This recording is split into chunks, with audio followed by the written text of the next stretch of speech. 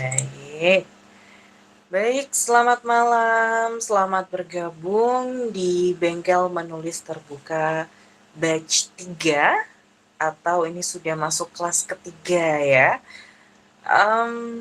Kita sudah berjumpa dengan teman-teman sudah hampir 3 kali. Adakah yang sudah mengikuti dari batch pertama? Ada ya.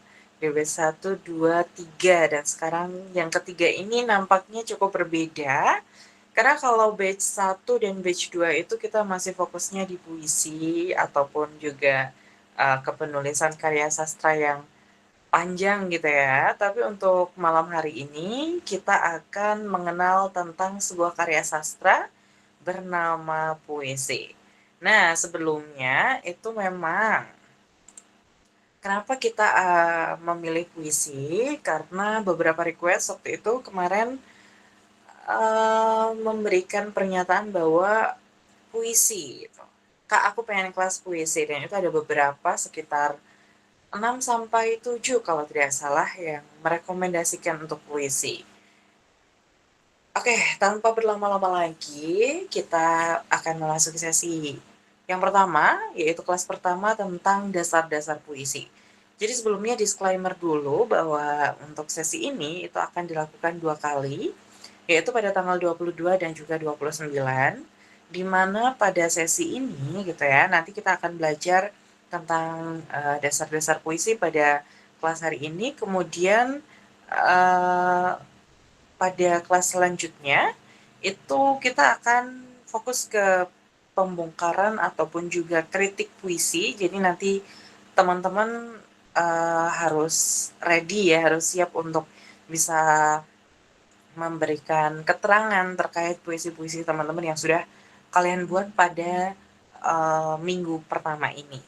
Oke, jadi pada dasar-dasar puisi ini kita akan membahas atau memahami terkait dengan unsur, jenis, dan cara menulis puisi. Juga nanti akan saya tampilkan beberapa contoh karya sastra puisi dari sastrawan Indonesia, seperti itu. Oke, sudah siap ya? Baik, mari kita mulai.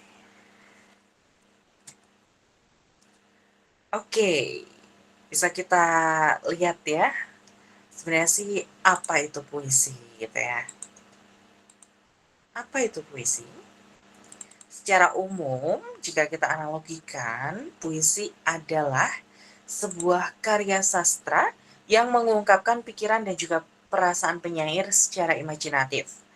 Disusun dengan bahasa yang indah, padat makna, dan juga terikat oleh irama, rima, serta tipografi. Nah, itu adalah pandangan puisi. Itu adalah pandangan puisi jika kita pahami secara umum. Tapi apakah ada pendapat lain terkait puisi? Ada. Jika teman-teman lihat, apakah terlihat yang di bawah itu ada 3 kolom? Ada Habib Yasin, Herman Iwaluyo, dan juga Sumardi. Baik, puisi jika diartikan oleh seorang Habib Yasin, seorang pemilik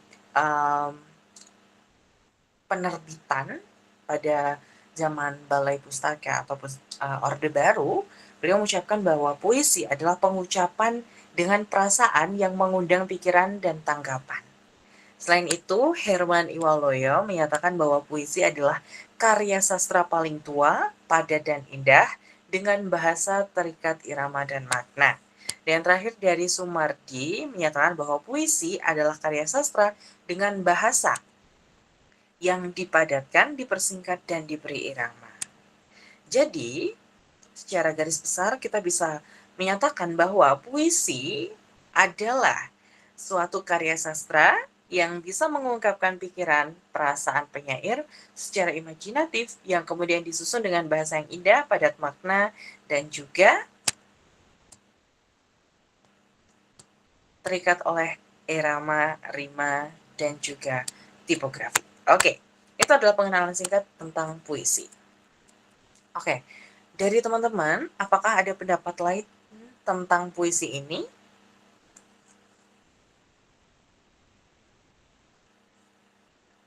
Jika Jika ada boleh ada yang rasain bisa menyampaikan pendapatnya, puisi itu menurut aku seperti ini gitu.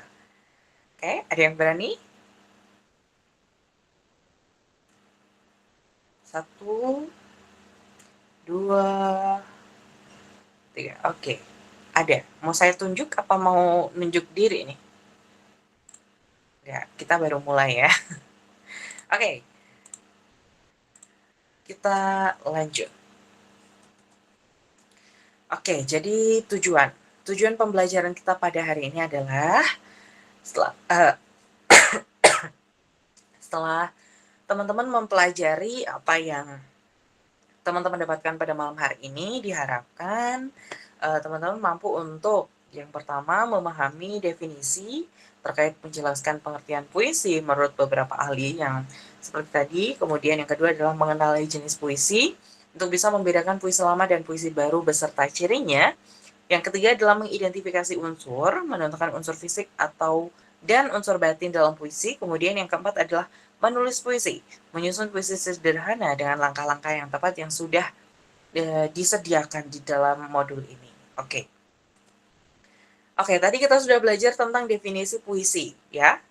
Puisi itu sebuah citraan atau imajinasi dari karya kreatif penulis yang terikat oleh irama, rima, dan juga tipografi.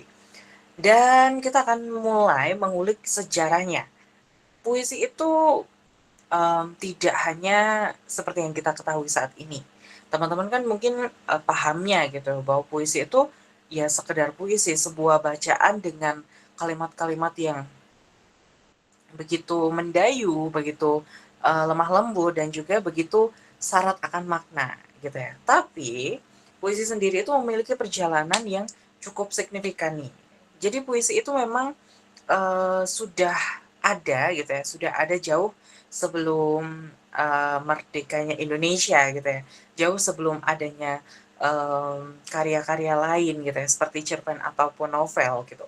Puisi itu sudah lebih dulu digunakan dalam komunikasi. Jadi, perjalanan puisi itu dimulai dari pra-kemerdekaan, yaitu sebelum tahun 1945. Puisi ini mencakup pantun, syair, gurindam, dan mantra. Nah, pada puisi prakemerdekaan ini, itu biasanya berfokus pada cikal bakalnya bahasa Indonesia yang diambil serapannya oleh bahasa Melayu. Jadi, jika kita ketahui bersama bahwa pantun, syair, gurindam, maupun mantra, itu populernya dengan menggunakan gaya bahasa Melayu.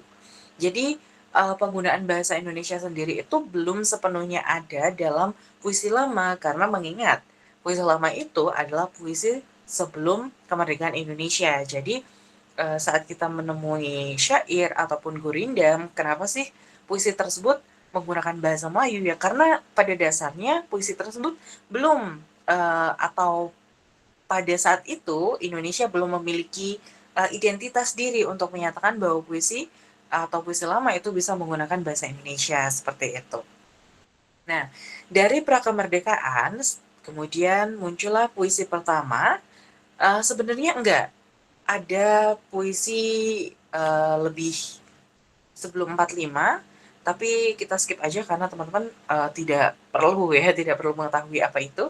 Kita akan fokus ke beberapa, ya angkatan ya, dari mulai Bujangga Baru hingga kontemporer, yang nanti akan teman-teman temui mungkin di SMA, di perkuliahan, kemudian mungkin sedang berbincang dengan sastrawan, itu nanti teman-teman akan, mengetahui gitu ya, apa aja gitu, sejarah dari puisi. Nah, yang kedua ada angkatan 45, itu pada kisaran 1945 sampai 1950-an ya.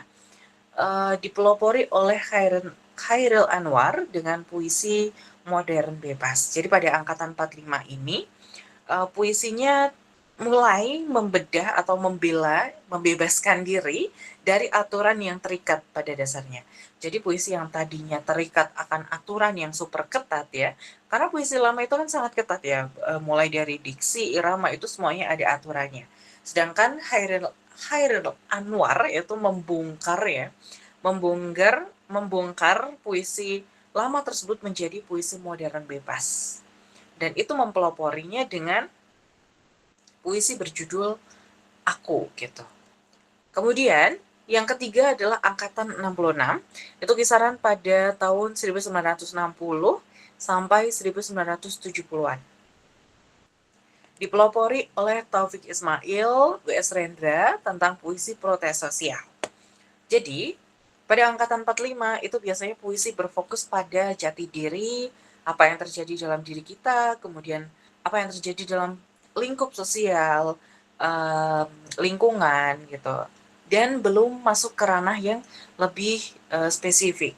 Tapi di angkatan 66 ini, Taufik Ismail, W.S. Rendra itu mulai melakukan general atau menuliskan sebuah puisi untuk melakukan protes sosial. Jadi ketika ada misalkan demo ataupun juga mahasiswa yang sedang melakukan demo atau hal-hal yang ingin menuntut tentang politik dan lain sebagainya, pada angkatan 66 inilah dipeloporinya puisi-puisi berstatus sosial politik yang menjadi pelopor untuk selanjutnya, bahwa puisi itu tidak hanya tentang diri, tidak hanya tentang lingkungan, tapi juga bisa untuk dikembangkan di dunia sosial maupun politik, seperti itu.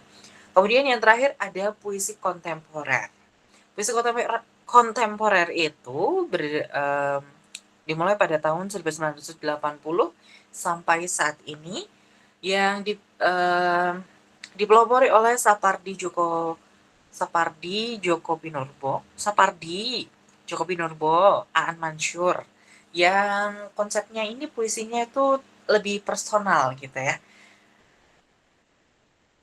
Dan biasanya pada kontemporer ini masa-masa puisi yang cukup implisit untuk bisa dikatakan bahwa puisi tersebut baik gitu. Tapi tidak apa-apa, nanti kita akan bedah bersama ya seperti apa sih contoh-contoh dari angkatan 45, 66, kontemporer, bahkan prakemerdekaan.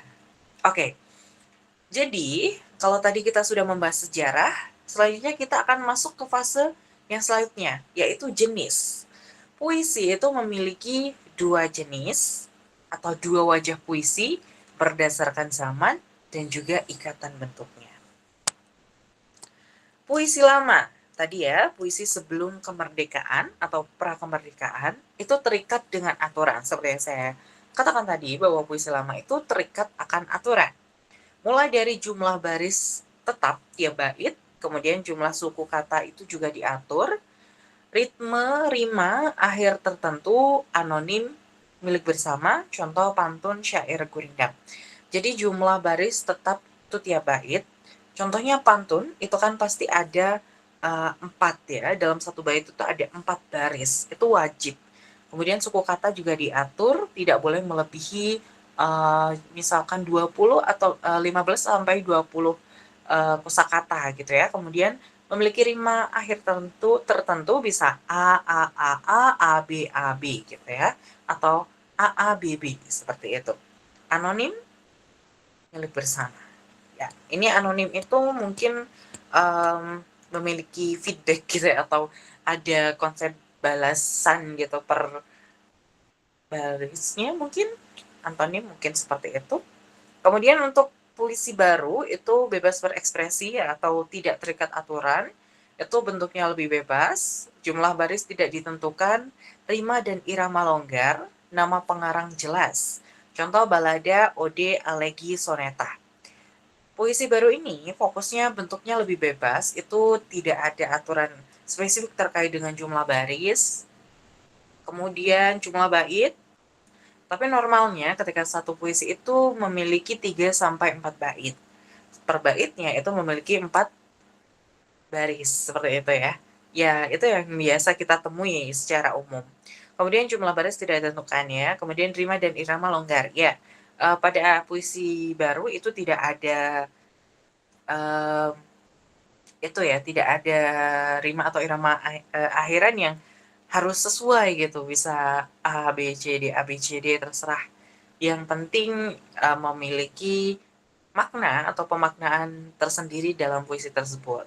Nama pengarang jelas, tentu dalam penulisan karya puisi baru bebas itu harus ada nama pengarangnya sebagai hak cipta dari puisi tersebut. Contohnya ada balada, ode, elegi, soneta. Nah, nanti kita bahas lebih lanjut terkait hal-hal tersebut. Oke. Nah, selanjutnya kita akan masuk ke bentuk-bentuk puisi. Yang pertama ada puisi lama, itu tadi ya, ada mantra, kemudian pantun, syair, gurindam, talibun, karmina gitu ya. Bahwa yang kita jelaskan tadi bahwa yang pantun gitu ya. Aturannya 4 baris bersajak AB-AB, 2 baris sebagai sampiran, 2 baris sebagai isi. Kalau syair itu ada 4 baris bersajak A, semua baris adalah isi bercerita. Jadi kalau pantun itu ada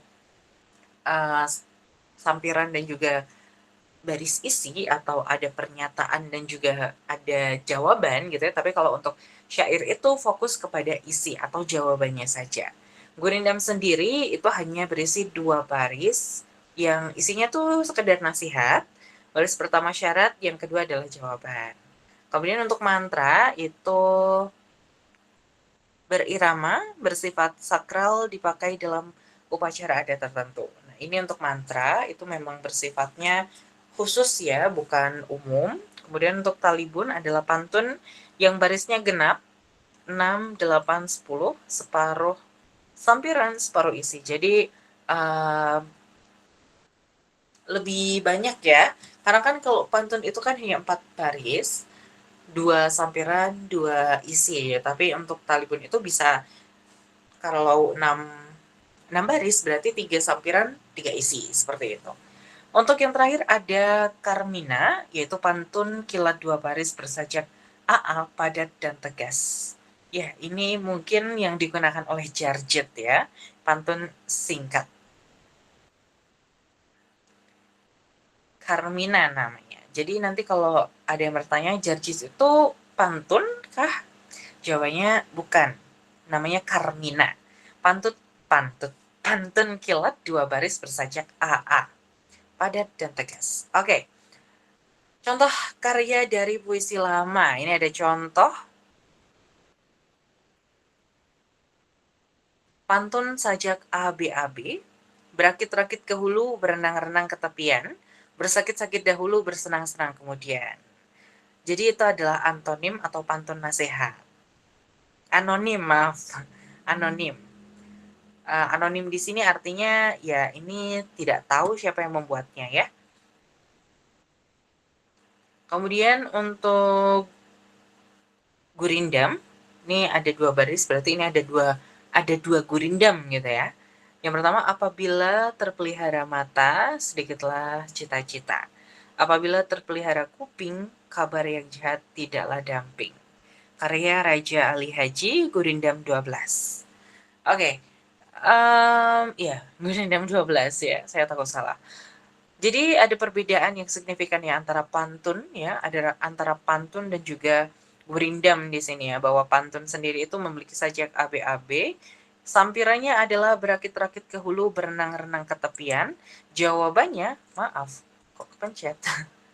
Jawabannya adalah bersakit-sakit dahulu, bersenang-senang kemudian. Kemudian untuk gurindam, ini ada 2 gurindam ya, bahwa gurindam itu hanya satu ini. Apabila terpelihara mata, sedikitlah cita-cita. Apabila terpelihara kuping, kabar yang jahat adalah damping. Nah, apakah bacanya seperti ini? Tentu tidak. Kalau gurindam itu dia memiliki nada tertentu ya. Mungkin buat yang nonton Opini Pin pasti tahu bagaimana nadanya ya saat membaca gurindam gitu ya. Saya tidak mau mencontohkan, nanti takut salah. Oke, selanjutnya masuk ke ragam puisi modern atau puisi baru ya. Diklasifikasikan berdasarkan isi dan juga tema. Oke, jadi untuk ragam puisi modern itu ada balada, yaitu bercerita tentang kisah seseorang gitu ya. Kemudian ada himne, pujian untuk Tuhan, tanah air, atau pahlawan. Ode itu sanjungan kepada orang yang berjasa, kemudian elegi adalah ungkapan ratapan dan kesedihan mendalam, romansa kisah percintaan yang romantis, satir itu sindiran atau kritik atas keadaan sosial, Epigram itu mengandung tuntutan dan ajaran hidup. Soneta, 4 baris dipopulerkan dari Italia. Oke, jadi ada 8 yang saya perlihatkan, yang saya berikan kepada teman-teman, bahwa puisi modern itu mencakup ragam yang cukup berbeda dengan puisi lama ya, bahwa puisi lama itu kan sudah terstruktur, memiliki ketentuan dan juga aturan masing-masing.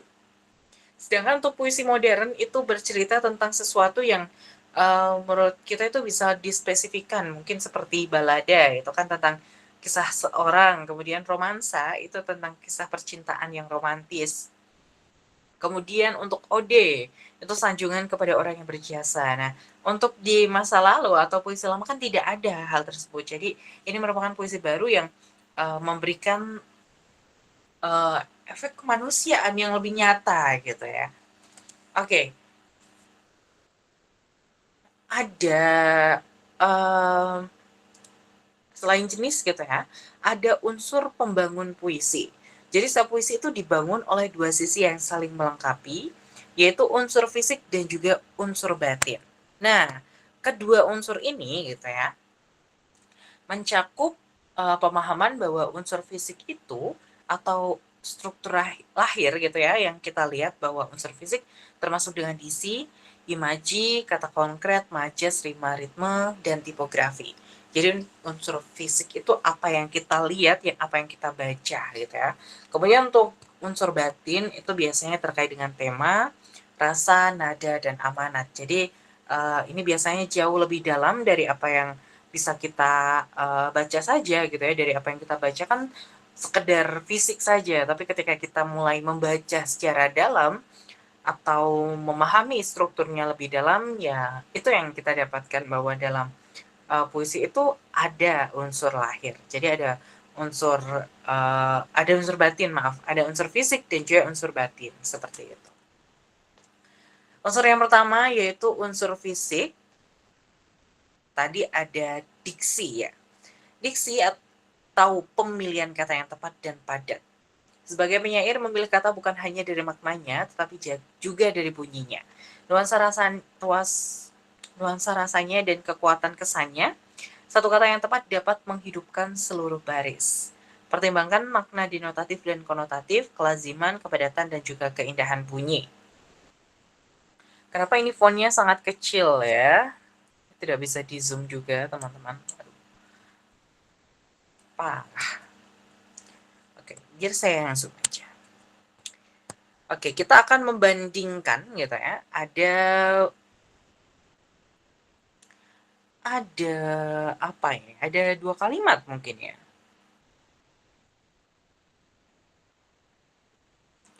Oke, jadi ada 2 kalimat. 2 kalimat yang pertama menyatakan, "Aku menanti kamu di dekat laut," dan perbandingannya dengan, "Aku menanti kau di pantai senja." Nah, yang membandingkan adalah penggunaan kosakata atau diksi. Kata pantai senja itu jauh lebih hidup, beraroma, dan syarat akan suasana. Jadi, pemilihan diksi itu sangat diperlukan dalam menulis puisi karena dalam puisi itu tentu banyak sekali hal-hal atau kosakata yang nantinya akan menjadi kiasan atau citraan itu sendiri dari mungkin sebuah suasana, sebuah perasaan yang akan dibaca oleh halayak umum seperti itu. Selanjutnya ada imaji atau citraan. Susunan kata yang menggugah pengalaman indrawi pembaca, seakan ikut melihat, mendengar, dan merasakan. Oke, citraan itu fokusnya pada visual, auditif, taktil. Visual itu apa sih? Dari penginderaan mata. Mulai dari warna, bentuk, gerak, mungkin beberapa lagi seperti visualisasi yang keren gitu ya. Ada contoh kalimatnya adalah senja merah membakar cakrawala. Oke, ada yang lain selain kalimat ini? Senja merah membakar cakrawala. Artinya matahari sedang terbenam. Oke, ada yang lain juga mungkin dari teman-teman bisa memberikan atau membuat contoh satu kalimat tentang visualisasi gitu. Dari sebuah kata, kemudian teman-teman bisa visualisasikan seperti itu, misal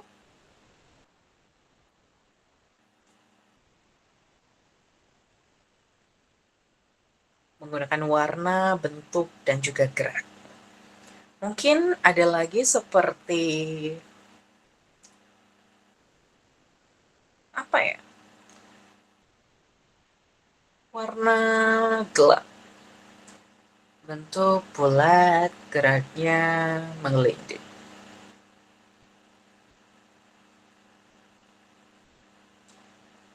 Atau mungkin kalau tadi senja kita akan membahas tentang malam.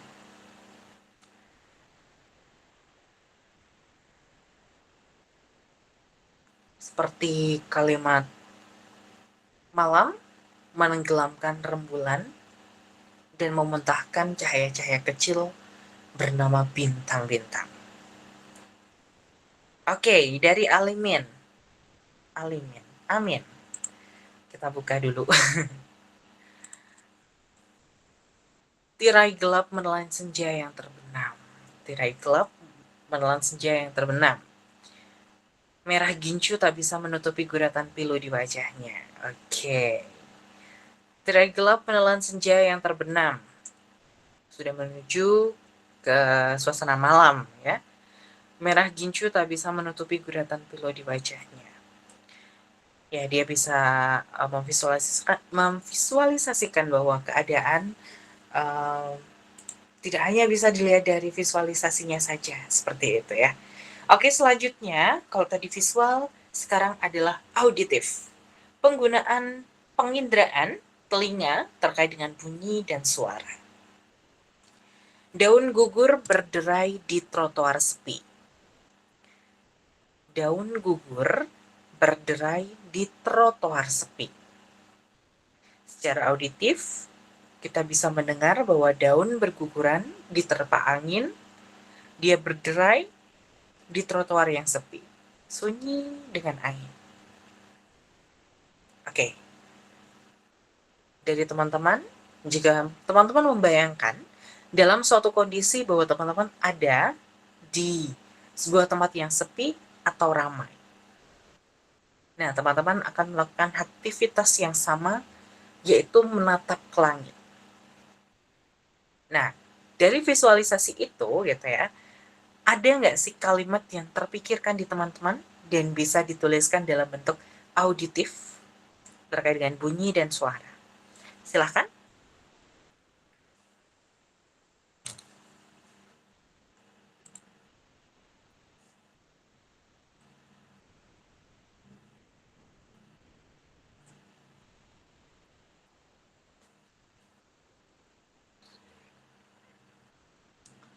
Auditif.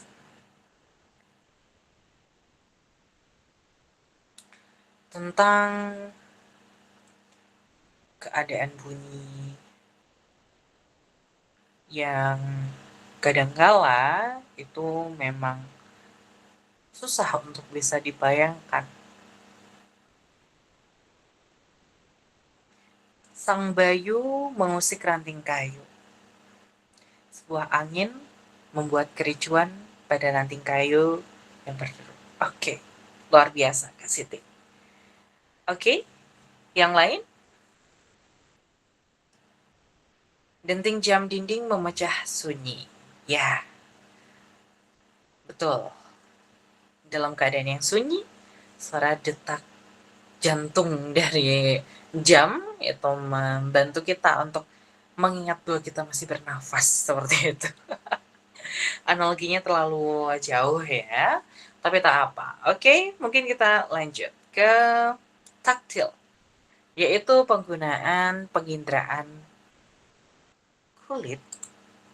Kulit, ya, rasa raba dan suhu. Sebagai contohnya adalah jemarinya dingin menyentuh hujan. Suatu kondisi ada jemari yang kedinginan yang harus menyentuh hujan.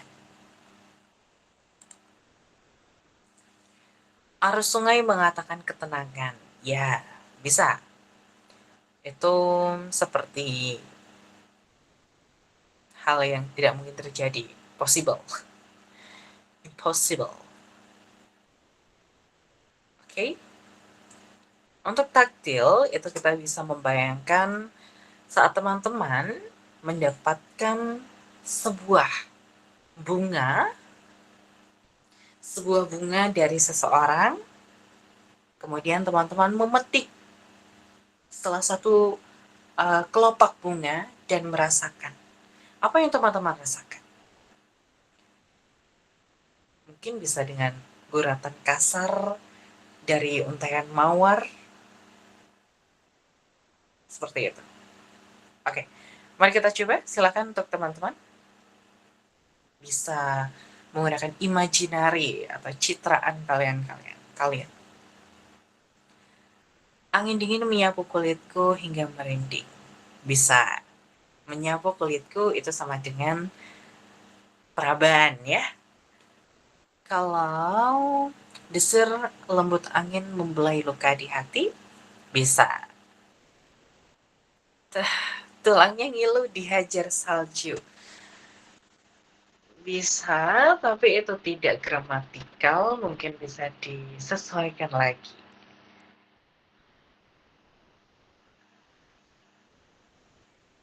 Oke, yang lain? Ada lagi? Tentang aktivitas. Misalkan, apa ya, aktivitas air mata memuntahkan sumber. Apa sih, cringe banget. Dingin lantai marmer merambat ke tumit. Kedinginan. Tangan kasar itu adalah bukti atas kerasnya hidupku.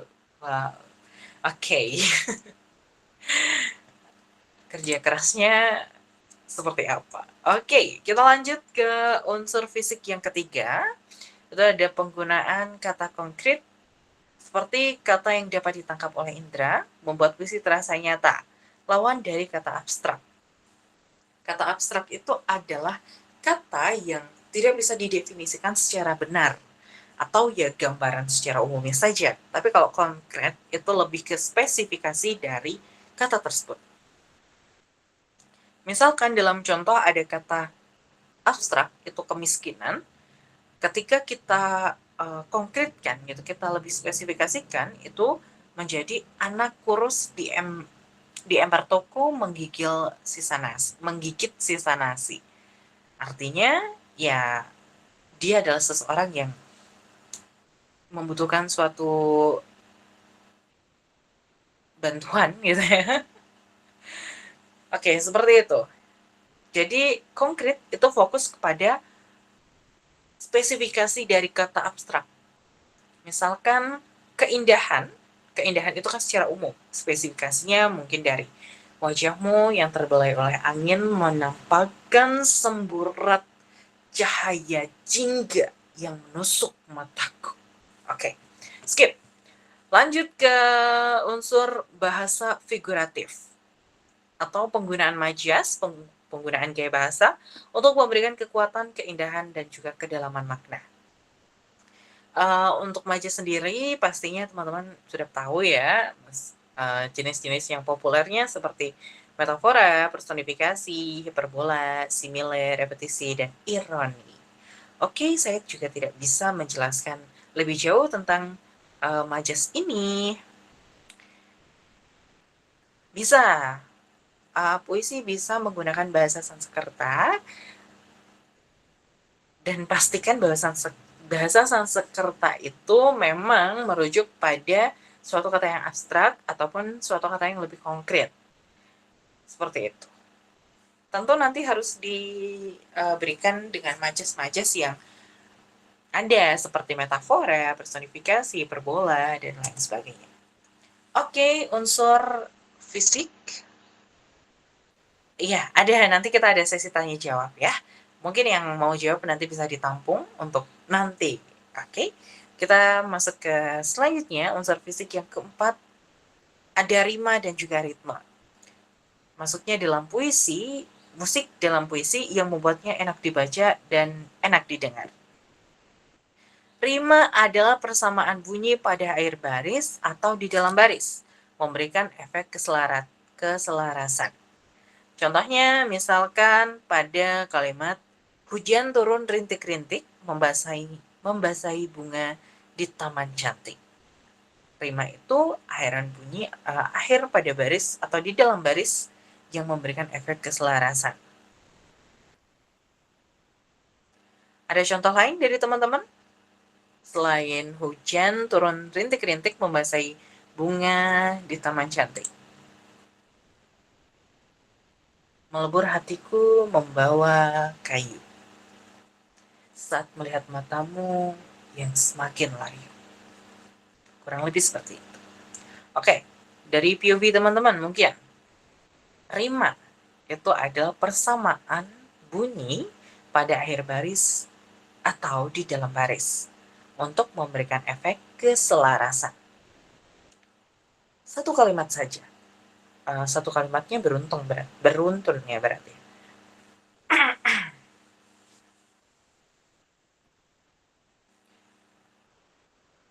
Oke. Ada yang mau?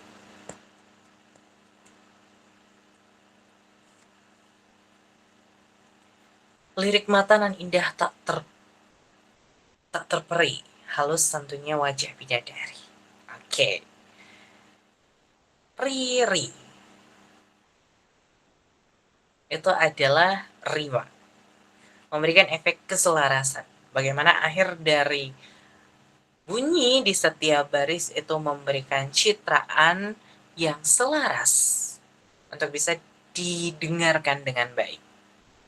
Oke, yang lain ada lagi?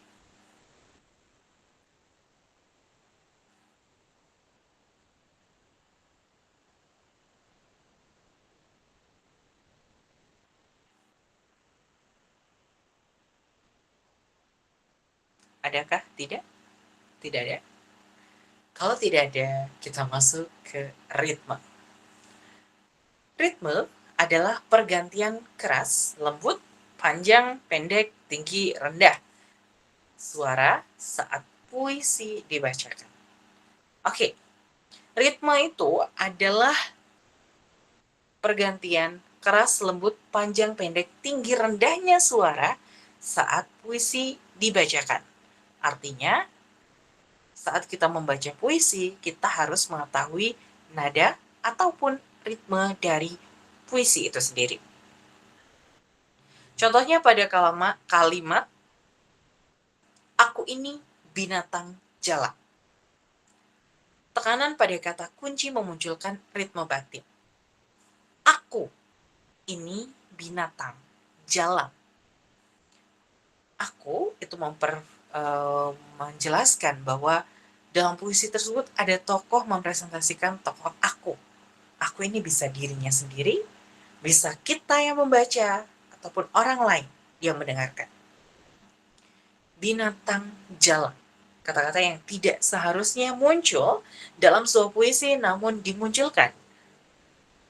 Hal ini menjadi sebuah kontra yang pro kontra yang cukup menarik untuk dibahas. Tapi kita skip aja. Oke? Bisa dipahami ya bahwa rima adalah persamaan akhir bunyi, akhir baris ataupun di dalam baris untuk memberikan efek keselarasan dalam kalimat. Untuk ritme adalah nada dari kalimat puisi yang dituliskan. Air sejuk membasuh jemariku. Mungkin bisa kita gunakan dengan ritme yang jelas. Selanjutnya, unsur fisik yang kelima adalah tipografi. Tata wajah atau bentuk visual puisi. Susunan baris, bait, huruf besar kecil, identitas, dan ruang putih bukan sekedar dekorasi. Semua menyumbang makna dan suasana puisi. Tipografi itu mencakup bagaimana kita menyusun, menulis, dan memberikan efek citraan yang nantinya saat pembaca membaca puisi kita itu akan memberikan suasana yang baik, bagus untuk dikatakan menjadi puisi yang luar biasa gitu ya.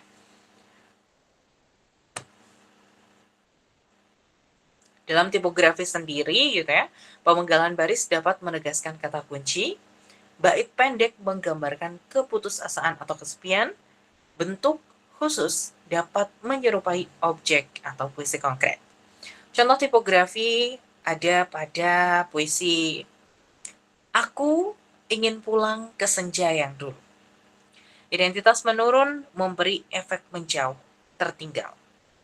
Artinya, ketika kita membaca satu kata dalam satu baris, itu menunjukkan bagaimana sebuah keterpurukan atau keputusasaan yang hadir di situ.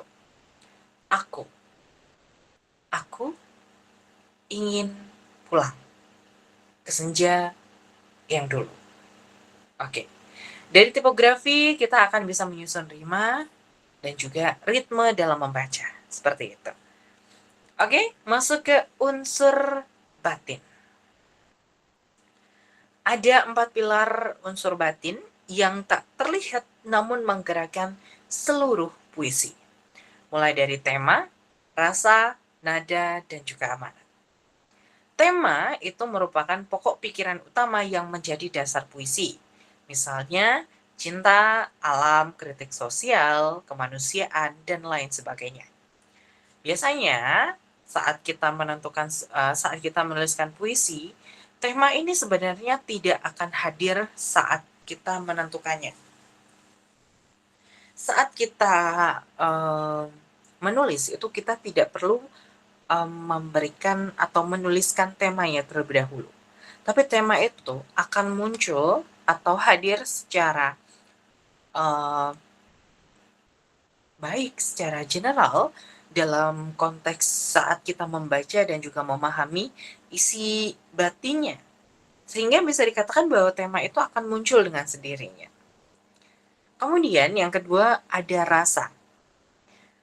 Rasa itu adalah sikap penyair terhadap pokok persoalan, mulai dari sedih, marah, gembira, rindu, tak berdaya, bahagia, dan lain sebagainya. Sama halnya dengan tema tadi, bahwa dalam puisi ini, penggunaan rasa itu akan muncul ketika kita sudah membaca dengan baik nih puisinya. Sesudah kita memahami seperti apa puisi yang ada di dalamnya. Itu yang nanti akan memunculkan sebuah rasa, sebuah perasaan dari puisi itu. Dari rasa kita lanjut ke yang ketiga, ada nada. Nada adalah sikap penyair terhadap pembaca. Menggurui, mengajak, menyindir, memohon. Artinya, sebagai penyair atau sebagai penulis puisi, kita harus memahami apakah dalam puisi itu kita akan terkesan menggurui, atau mengajak, menyindir, atau memohon.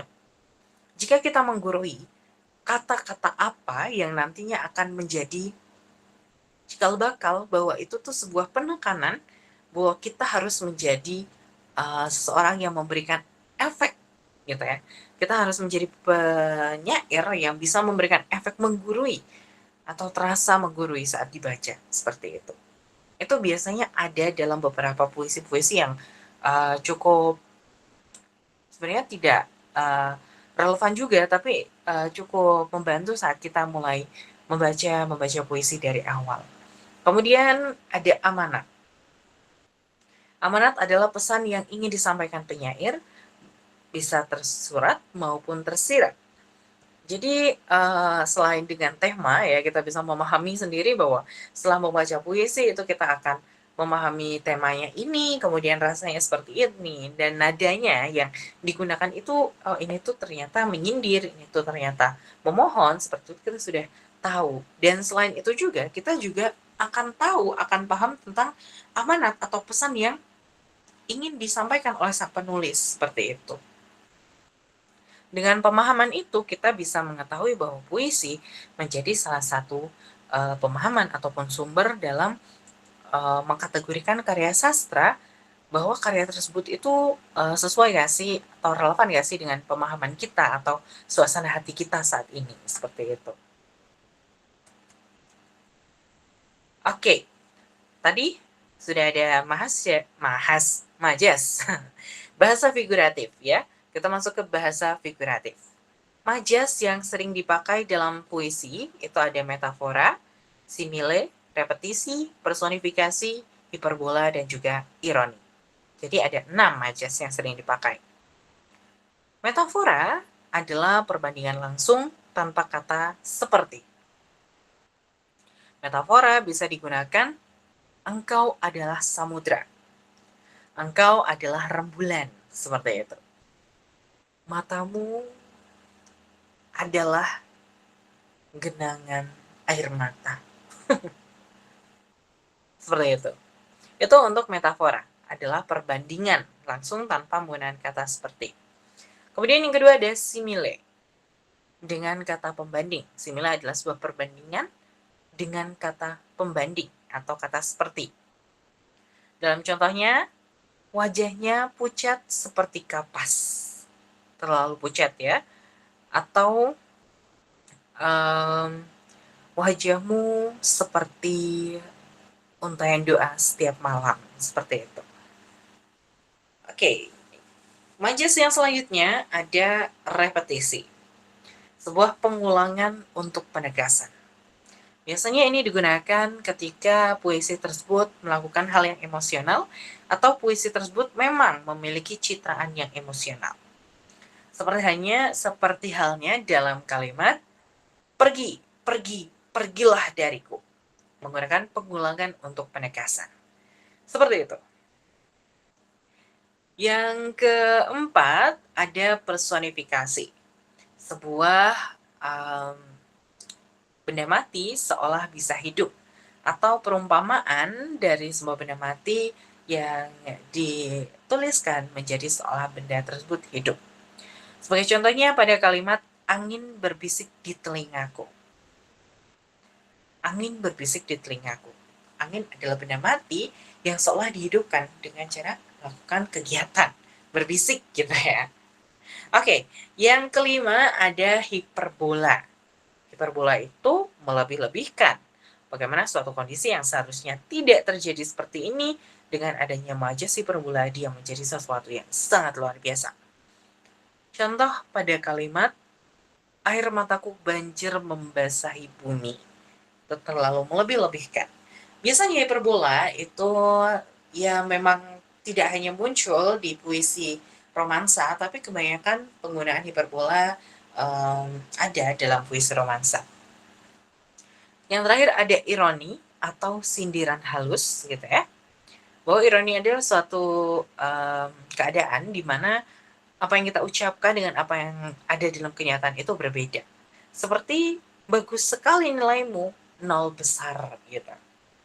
Sebuah perumpamaan yang berisi sindiran halus seperti itu. Oke, untuk majas apakah bisa dipahami dengan baik, teman-teman? Oke, baik. Oke, kita sudah masuk ke praktik menulis. Cara menulis puisi, bagian 1, mulai dari ide menuju kata pertama. Oke, saya tadi bilang bahwa tema itu tidak perlu ditentukan di awal. Tapi mengapa dalam cara menulis kita harus menentukan tema? Tentu, karena sebagai batasan kita. Apakah temanya harus spesifik? Tidak. Temanya dapat dilakukan secara abstrak. Tema abstrak itu mencakup hal-hal seperti kemiskinan, keindahan, kecantikan, suatu hal yang tidak bisa kita ketahui bersama, mengagumi, dan lain sebagainya.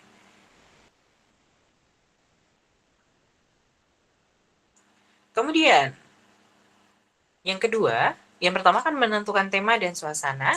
Pilih satu pokok pikiran yang dekat dengan hati, rindu, alam, ibu, kota, atau kekecewaan. Yang kedua adalah amati dan rasakan. Tutup mata sejenak, bayangkan bunyi, warna, bau, dan sentuhan yang lekat dengan tema. Kemudian yang ketiga adalah kumpulkan kata kunci.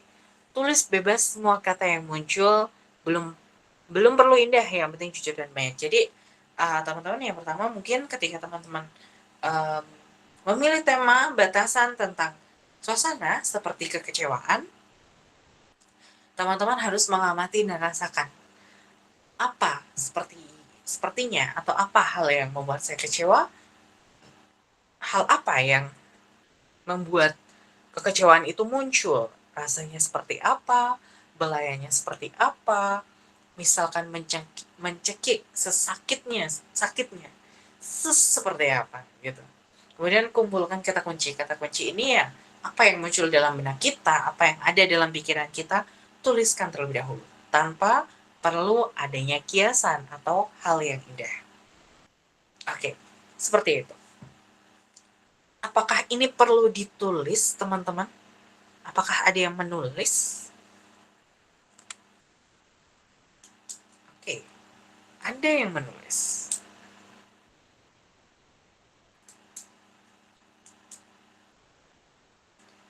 Oke, tak apa. Oke, masuk ke bagian kedua, yaitu menyusun, memoles, dan membacakan. Kalau tadi kita hanya membahas tentang dasarnya, atau belum ada maksudnya tuh belum pakai baju lah ya puisinya, masih puisi mentah gitu ya. Kemudian yang keempat adalah susun lirik dan bait. Kita mulai merangkai kata kunci tadi menjadi baris-baris bermakna dengan memikirkan tipografi, di mana baris dipenggal. Jadi misalkan dalam kekecewaan kita akan menyelesaikan pada kata, kita mendapatkan kata bukan kata ya, berarti kalimat ya.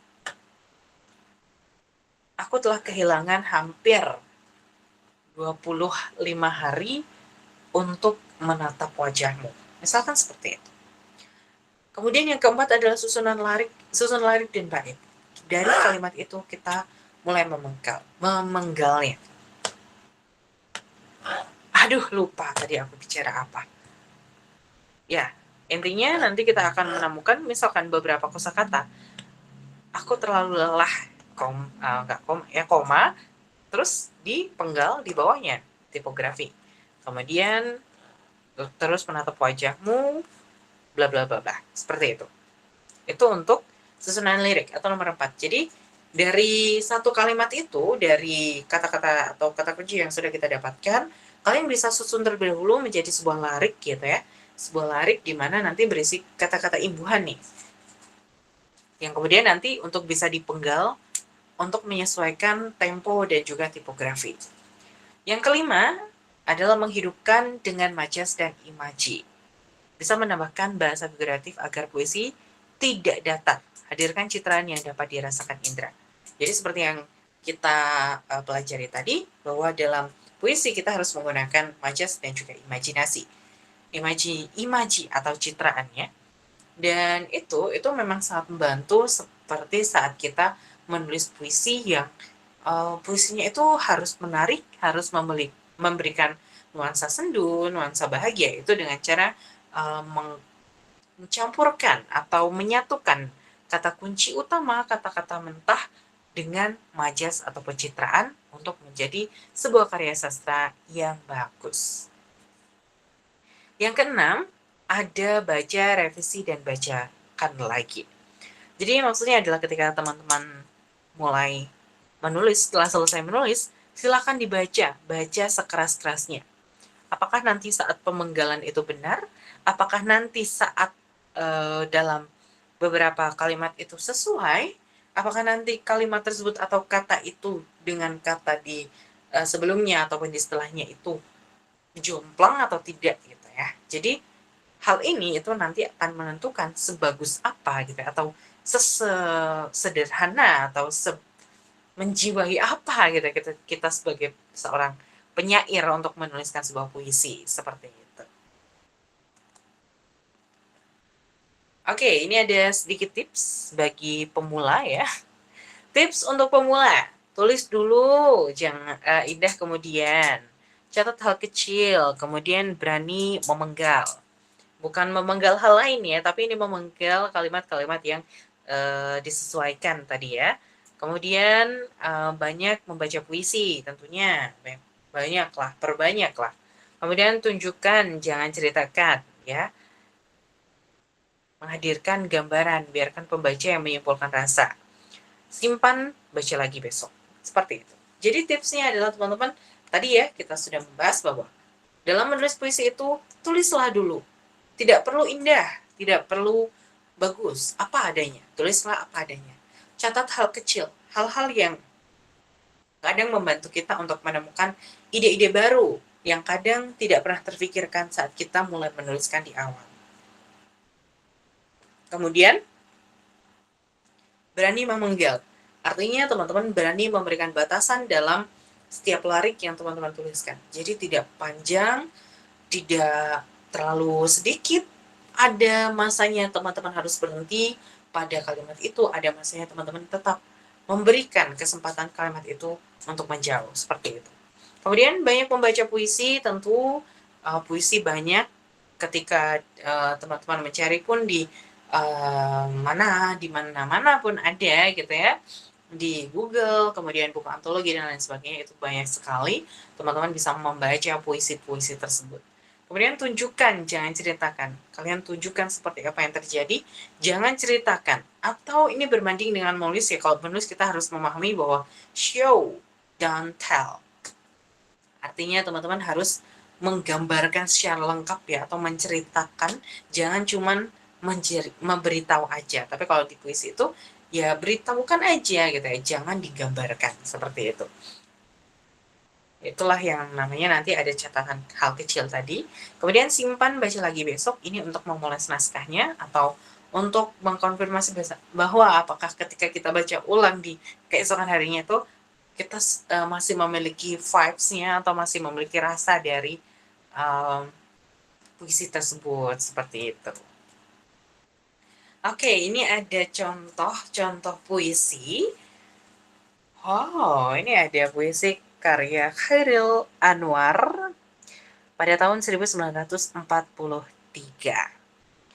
Berjudul Aku, yang merupakan salah satu puisi paling berpengaruh dalam sastra modern, merupakan suara individu yang berontak, lantang, dan menolak tunduk. Merupakan manifesto Angkatan 45.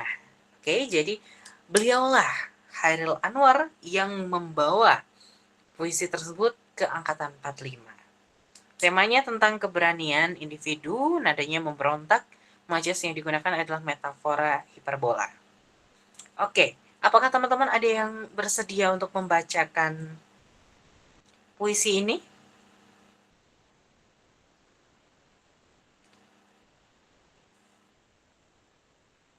Jika bersedia,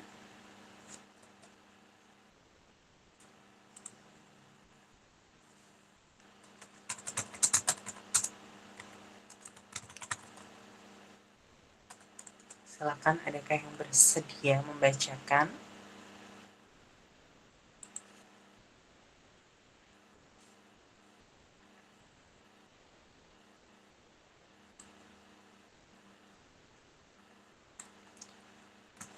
Tentunya dalam hal ini teman-teman tidak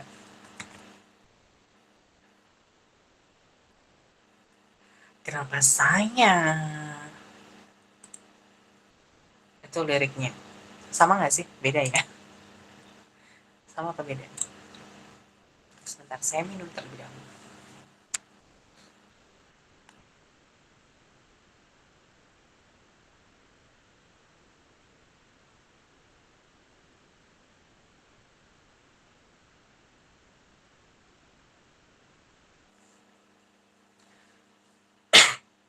Oke, ini aku nih, aku yang baca.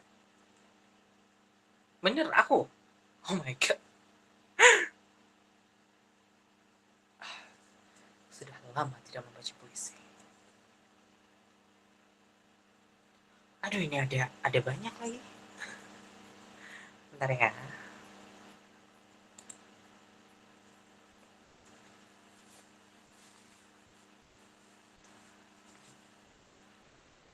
Aku untuk membaca ulang.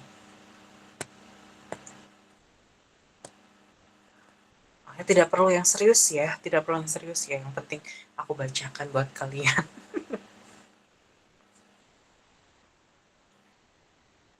Kalau sampai waktuku,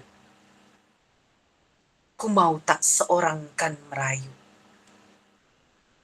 tak juga kau, tak perlu seduh sedan itu. Aku ini binatang jalang, dari kumpulannya yang terbuang.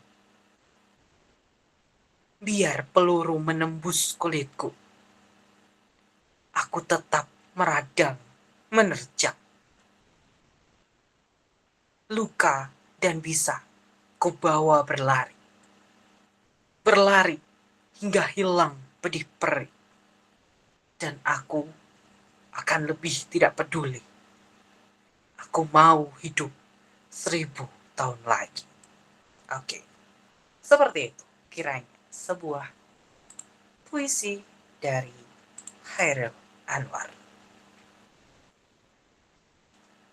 Oh my god, aku malu guys. Oke, jadi puisi ini sering banget digunakan di perkuliahan ataupun di mungkin yang teman-teman mengikuti kelasnya gitu. Ada kelas-kelas seperti kelas puisi seperti itu. Mungkin teman-teman juga uh, pernah mungkin diajarkan seperti ini atau menghadirkan puisi citraan karya sastrawan lama seperti itu. Tapi untuk saya seorang ya, karena saya adalah mahasiswa pendidikan bahasa dan sastra Indonesia, jadi secara otomatis saya terbiasa untuk menghadapi karya-karya yang cukup fenomenal seperti ini. Ya, bagus. Pertahankan ya teman-teman yang mungkin baru pertama kali dengar puisi ini, kalian bisa cari-cari puisi karya Chairil Anwar tentang pemberontakan diri, personalitas diri, untuk memberikan maestro atau manifesto pada angkatan yang sangat baru ya, atau menghapuskan jejak-jejak lama seperti itu. Oke, ini adalah Chairil Anwar. Selanjutnya ada karya sastrawan dari Sapardi Djoko Damono. Ditulis pada tahun 1989.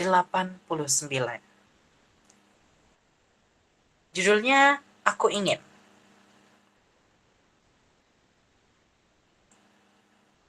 Oke, aku ingin menjawab dari Karissa dulu. Kalau di kuliah sastra Indonesia ada juga nggak, Kak? Kayak ngarang novel, cerpen, dan puisi. Sejauh ini ada. Untuk novel memang tidak ada ya, karena itu membutuhkan waktu. Tapi untuk puisi ataupun cerpen itu saat ujian pasti ada. Entah itu kalian akan mengkritik sebuah karya sastra, membuat karya sastra, ataupun juga menjiplak kayak karya sastra tersebut untuk dikritisi dan juga menghadirkan bahwa karya tersebut cocok atau tidak cocok, relevan atau tidak relevan. Ya, seperti itulah. Oke, kita bahas lanjut ke cerpen Sapardi Djoko Damono. Ini merupakan salah satu cerpen kan jadinya. Puisi. Puisi salah satu puisi cinta paling dikutip di Indonesia.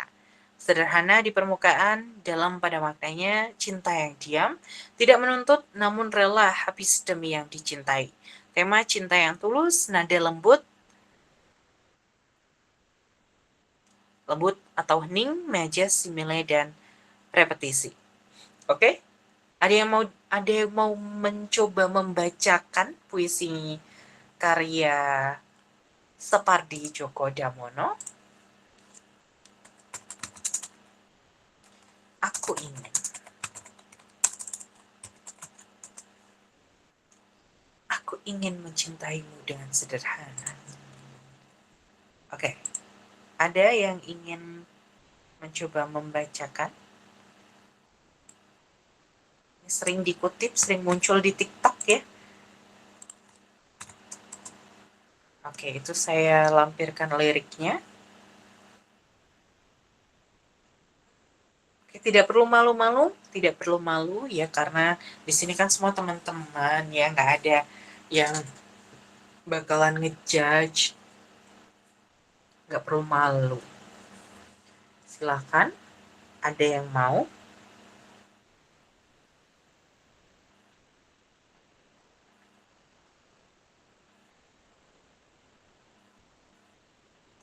Hello, you guys. Resign, resign. Mau nggak, mau nggak? Mau tidak, mau tidak.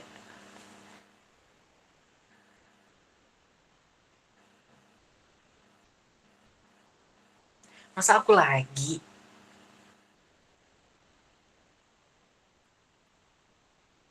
Oke, setuju yang mana? Kalian yang membacakan apa aku yang membacakan? Ya, gercep banget giliran aku gitu. Gercep kali. Gak apa-apa lah. Yuk, coba aja. Kaisti yuk, Kaisti. Boleh lah ya, Kaisti. Bisa lah ya. Yuk, silakan Kaisti. Kita coba ya, Kaisti. Bisa nadanya. Kalian kan pasti denger, sering denger puisi ini. Jadi pasti tahu lah. Oke. Yuk, Kak Isti. Anissa, silakan. Waktu dan tempat dipersilahkan. Habis ini Riri ya. Boleh. Oh, nadanya gimana? Ini ini kan ada nadanya. Nadanya adalah lembut dan hening. Artinya ini lebih cenderung romantis ya. Oke. Silakan Tiara. Waktu dan tempat dipersilahkan.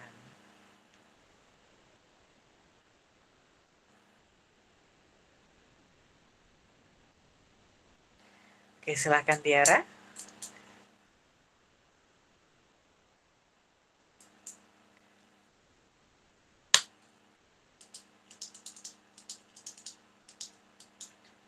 Halo, Tiara. Mana kamu?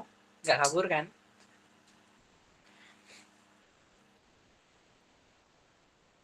Iya, yang ini. Tuh. Nah, silakan dibaca.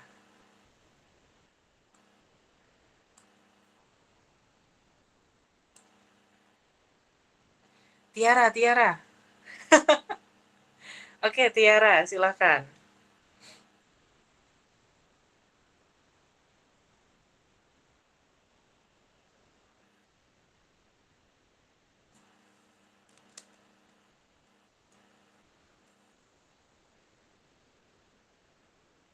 Tuh, banyak yang mendukungnya. Ya, silakan. Waktu dan tempat, waktu dan layar kami silahkan.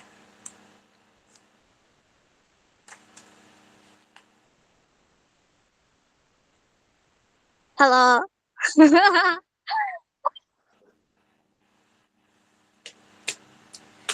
Halo, silakan. Udah. Tiara.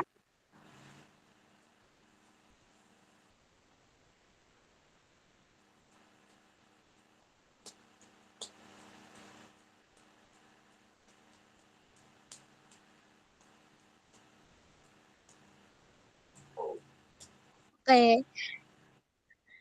Oh my God.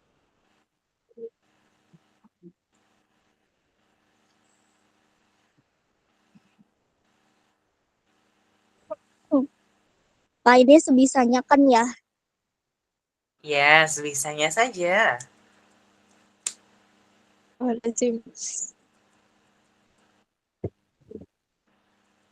Aku ingin mencintaimu dengan sederhana.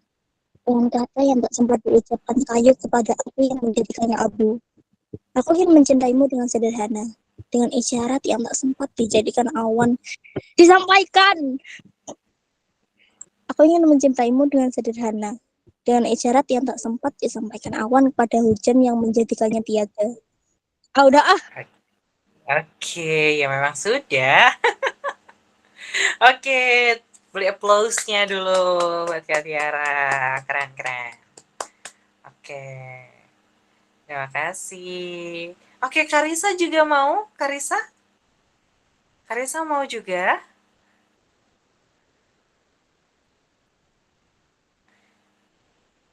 Karisa juga mau baca? Oke, salah tekan. Oke, tak apa. Oke, benar ya tadi bahwa nadanya itu lembut.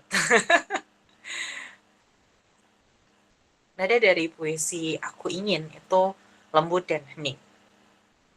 Tapi tergesa-gesa ya, tak apa-apa.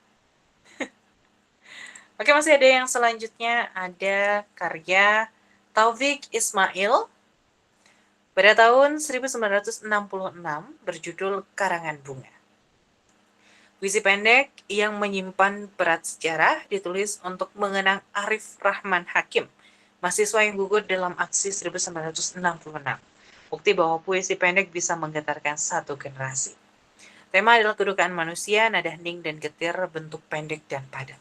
Oke, selanjutnya silahkan. Siapa yang mau membacakan? Oke, silahkan. Kembali dengan Kak Tiara lagi. Oke, akan kubuktikan pada dunia bahwa jangan buru-buru ya. Dihayati sesuai dengan instruksi yang ada di sana. Tenang, hening, dan getir. Sendu-sendan harus ada.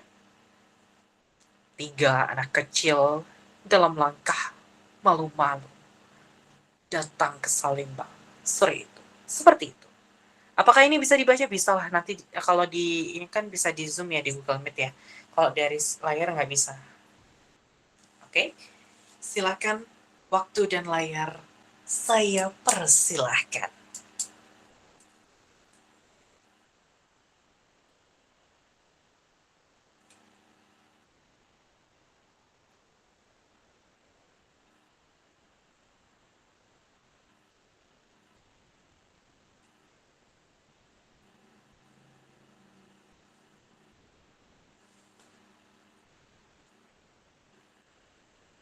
Oke. Oke, sebentar. Saya carikan dulu. Puisi karya Taufik Ismail.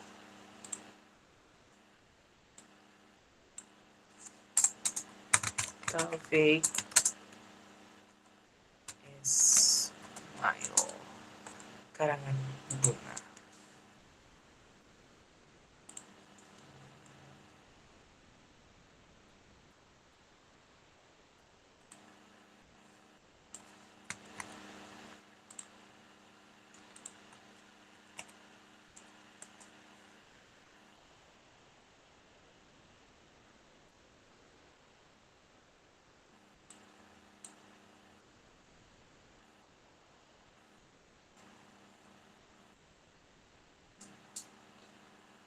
Oke, silahkan untuk dibacakan. Untuk Kak Siti ada yang ingin disampaikan?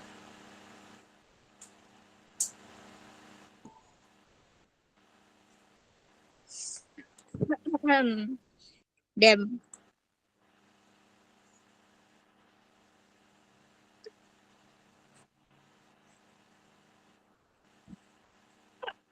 Oke. Tiga anak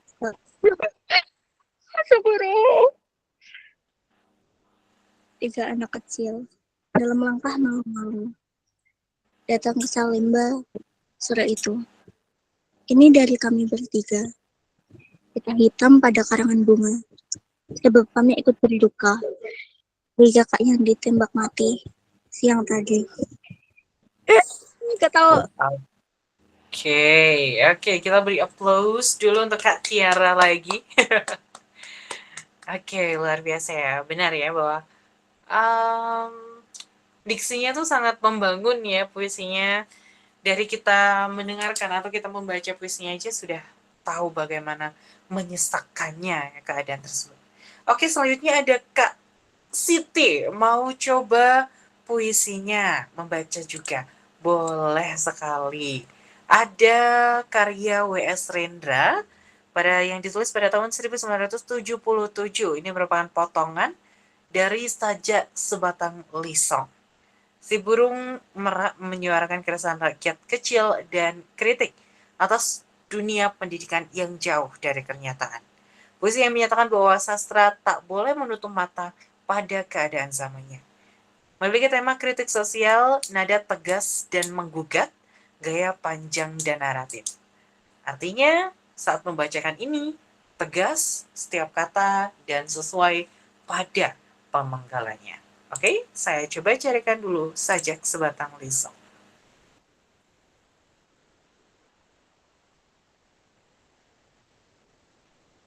Sajak sebatang lisong. Sebatang.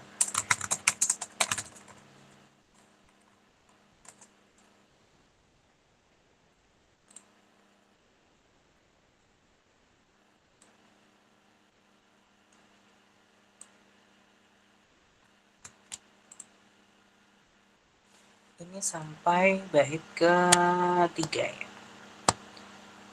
Anggur dan rembulan.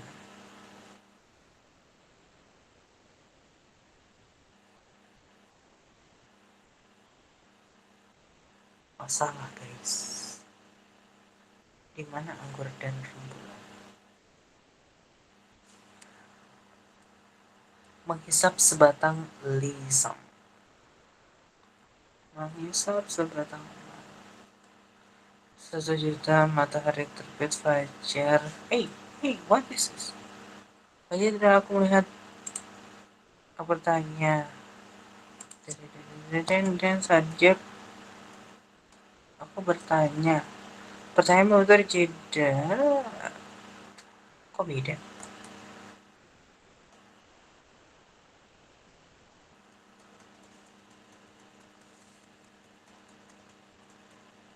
Oke, ketemu.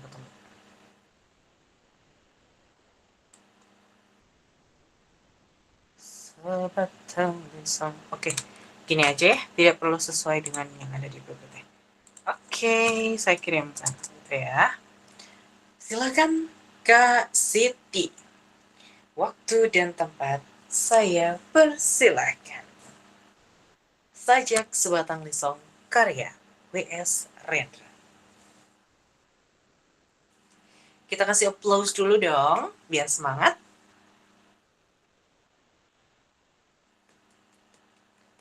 Yang dipesan aja. Sama aja sih sebenarnya, tapi yang dipesan aja.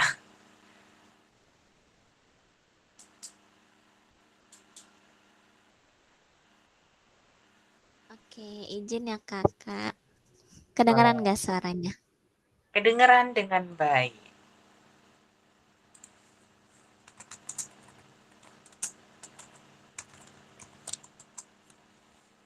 Menghisap melihat Indonesia 30 juta rakyat, dan di langit 23 cungkong merangkak berak di atas kepala mereka. Matahari terbit, fajar tiba, dan aku melihat 8 juta kanak-kanak tanpa pendidikan. Aku bertanya, tetapi pertanyaan-pertanyaanku membentur meja kekuasaan yang macet dan papan tulis para pendidik yang terlepas dari persoalan kehidupan. 8 juta kanak-kanak menghadapi satu jalan panjang tanpa pilihan, tanpa pepohonan, tanpa dangau persinggahan, tanpa ada bayangan ujungnya. Terima kasih. Luar biasa, keren. Oke, itu adalah sajak sebatang lisong tentang penyuaran keresahan rakyat kecil. Oke, apa itu lisong? Kata Kak Isti. Lisong adalah, ya saya juga tidak tahu lisong itu apa, jadi saya barusan membaca dan ini yang saya temukan. Lisong memiliki 2 makna utama. Yang pertama, menurut KBBI, lisong adalah rokok yang tembakaunya dicampur dengan kemenyan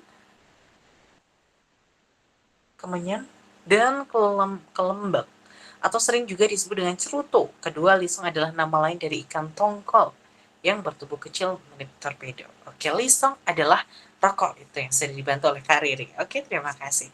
Oke, terima kasih juga untuk Kak Siti Ami. Oke. Oke. Sekarang giliran kalian untuk ikuti 3 tahap singkat berikut untuk menulis puisimu.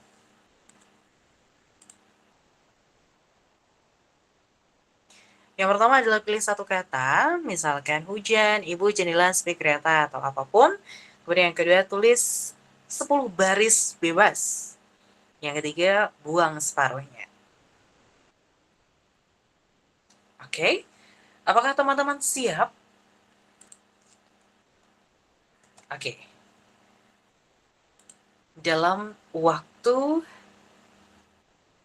berapa menit? Kalian butuh waktu berapa menit untuk menuliskan 10 baris?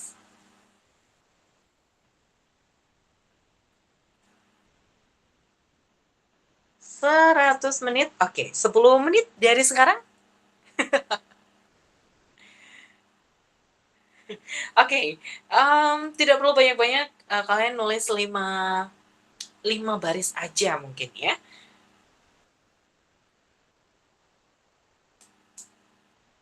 30 menit terlalu banyak, waktu kita sangat singkat. 15 menit untuk 10 baris, setuju?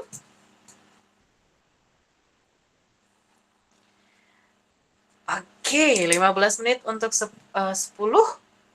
baris, apa 5 baris? 5, oke. 15 menit untuk 5 baris. Kata kunci, kalimat kunci ya, kalimat kunci.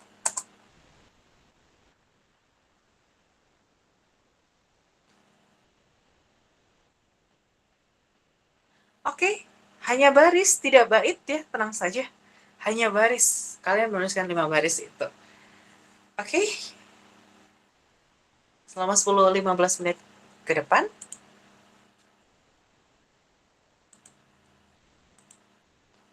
untuk referensi saya akan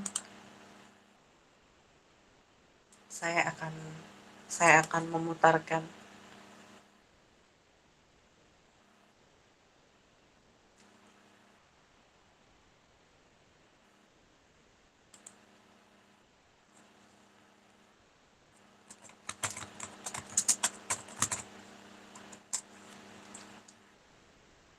yang pertama. Kalian harus memilih kata ataupun memilih hal yang ingin kalian tuliskan. Kata kuncinya terserah kita, ya. Kalian pilih salah satu kata, misalkan hujan, kemudian kalian tuliskan 5 hal. 5 hal berbaris tentang hujan, itu menurut sudut pandang kalian.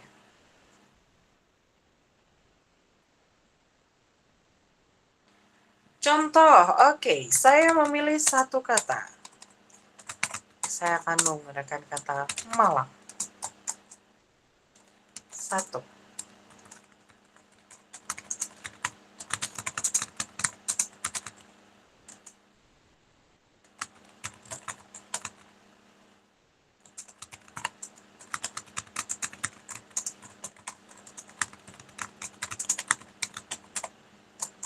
2.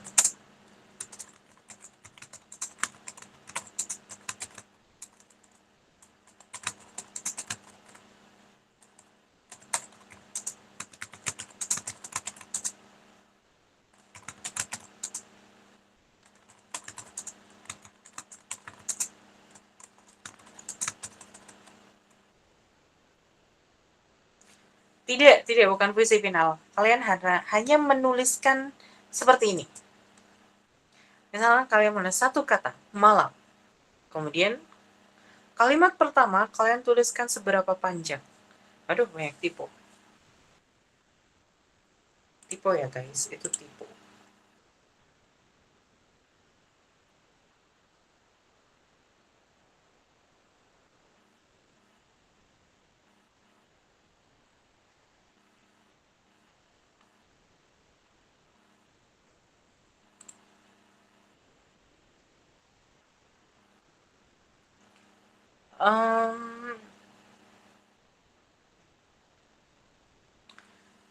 Sebenarnya itu sudah masuknya bait sih, amin, tapi oke lah tak apa. Maksud aku kalian menentukan satu kata, kemudian kalian bongkar kata itu dengan keadaan menjadi 5 baris. Nah, di 5 baris itu nanti akan kita penggal-penggal apakah nanti akan menjadi beberapa bait seperti itu.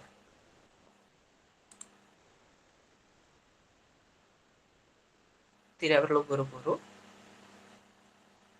Saya sedang mencarikan sesuatu.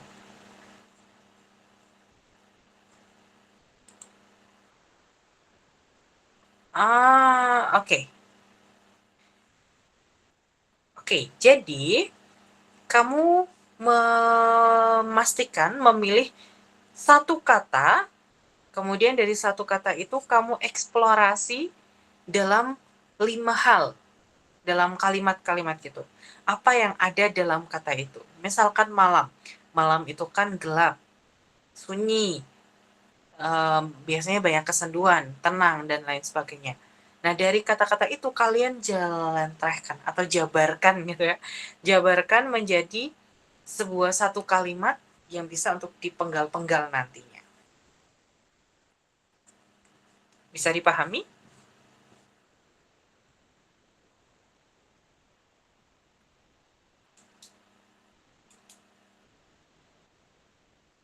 Ada yang masih belum paham? Oke, baik. Sama-sama.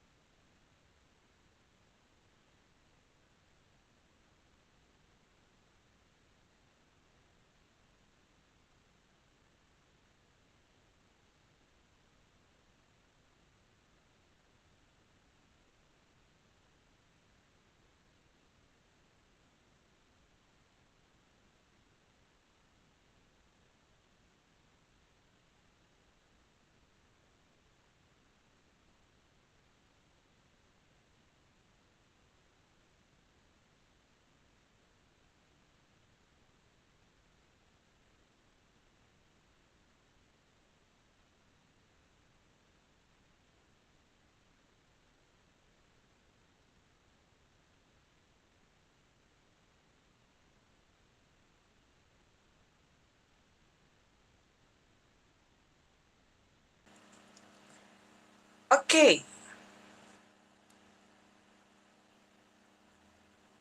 Rumah.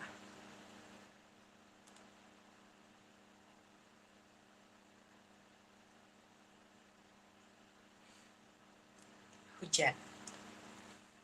Yes.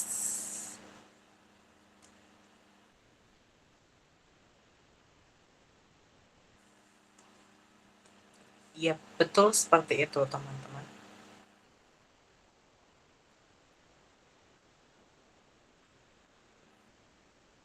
Oke, tugas kalian selanjutnya adalah dari apa yang kalian tuliskan, 5 itu ya, silahkan disalin terlebih dahulu, disimpan dengan baik. Disalin dan disimpan dengan baik terlebih dahulu.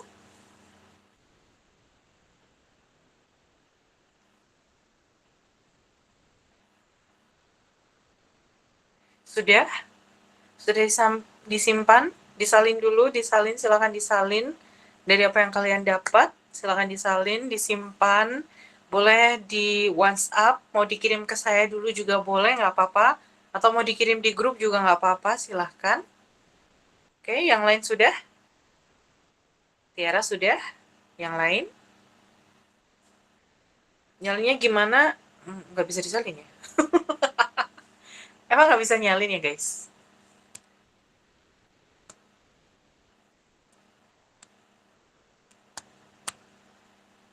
Oh iya, nggak bisa disalin. Sudah, maaf. Nggak bisa, oke. Maaf ya. Oke, kalau gitu sebentar. Mohon izin ya. Berarti nanti saya kirim ke grup aja. Oke, saya di screenshot aja. Boleh di screenshot, silahkan. Oke, saya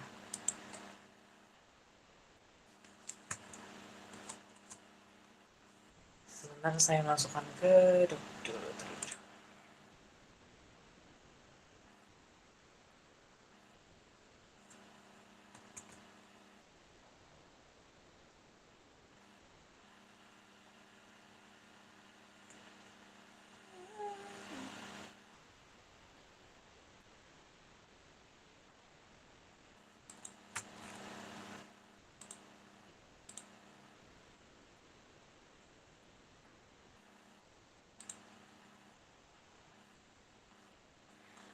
Oke.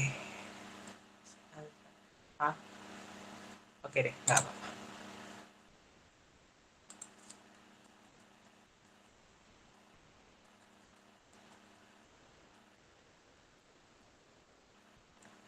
Sabar, Tiara, sabar. Mohon sabar sebentar. Oke, sudah ya, sudah disalin. Sudah di, apa namanya,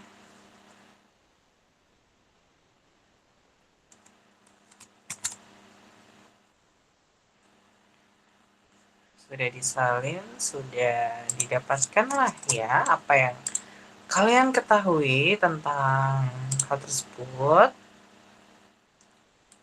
Tugas kalian selanjutnya adalah siapa nih, Khairat? Siapa namanya? Oh, Tufatul. Tufatul.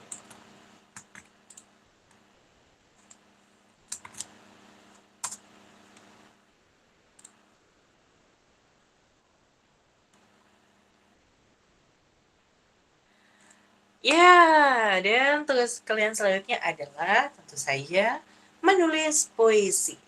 Oke, dari apa yang kalian dapat, kemudian kalian akan melakukan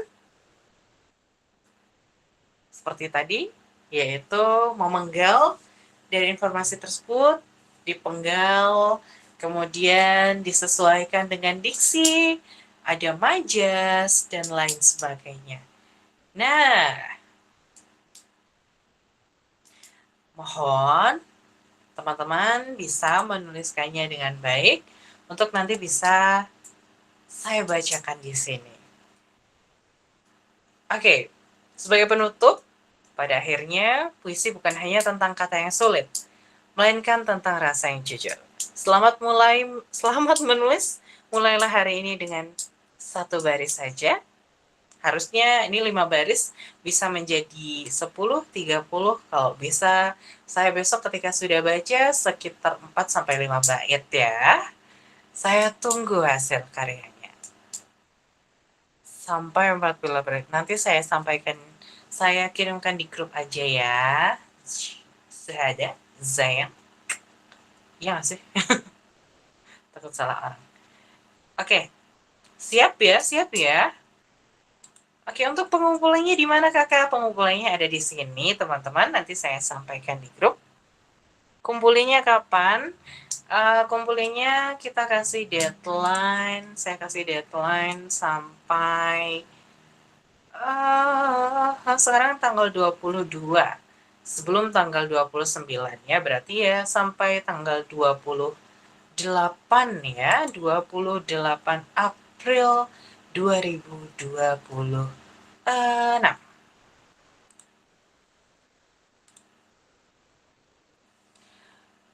Judulnya terserah, boleh PPT-nya nanti saya bagi. Untuk memenggalnya gimana kalian sesuaikan, bisa disesuaikan bagaimana kamu baca. Jadi berapa bait Kak tadi? Kalau bisa 4 sampai 5 bait ya. Bait bukan baris. Mungkin satu baris bisa menjadi satu bait. Satu ide, satu kalimat bisa menjadi satu bait. Karena itu kan nanti dipenggal-penggal kata-katanya, perkatanya. Kemudian nanti bisa disesuaikan dengan intonasi, majas, dan lain sebagainya. Tidak. Satu kalimat itu kamu menjadi satu bait. Artinya, kamu pilih satu topik itu, kamu pilih satu topik ibu, artinya ya, misalkan senja, ya kamu membahas tentang senja itu dengan apa yang kamu dapatkan di kelima baris tersebut. Nah, di 5 baris itu, per satu barisnya kamu bisa menjadikan satu bait. Satu bait berisi 4 baris. Jadi satu baris kalian bisa memenggalnya menjadi 4 baris. Itu untuk menjadi satu bait. Seperti itu. Oke? Oke, masih ada waktu 8 menit sebelum kita mengakhiri sesi pada malam hari ini. Untuk link pengumpulan nanti saya share di grup ya. Mungkin dari teman-teman silakan yang ingin bertanya, ingin berdiskusi bersama untuk 8 menit ke depan.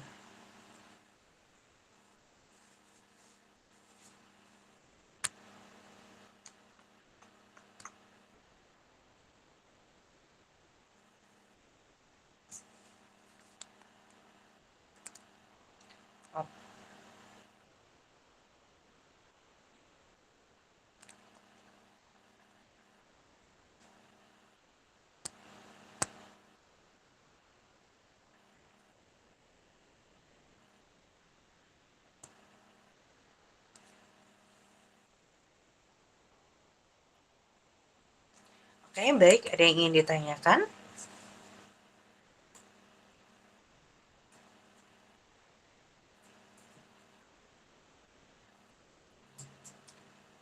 Silakan. Bagi yang ingin bertanya, teman-teman jangan keluar dulu ya. Habis ini kita ada dokumentasi.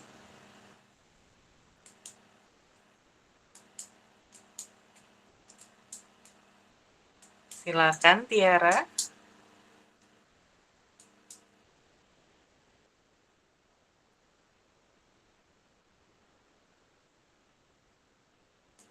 Buat yang ikut kelas ini nanti ada link YouTube untuk bisa mengikutinya.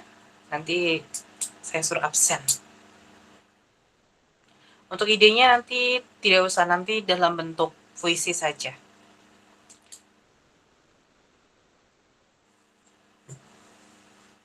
Oke, mungkin teman-teman bisa sambil prepare ya. Kita mau dokumentasi, silakan. Yang mau open kamera silakan, yang mau tiduran juga silakan.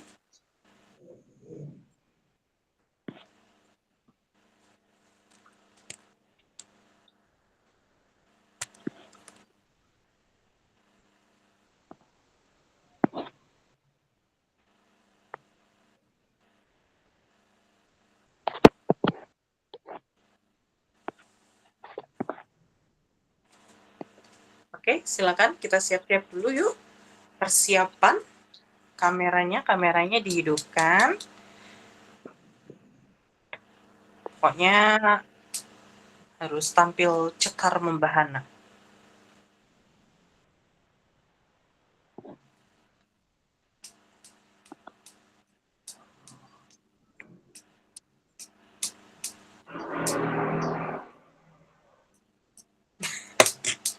Ya boleh, Amin, silakan. Tidak wajib, tapi kalau kamu mau ingin tampil silakan.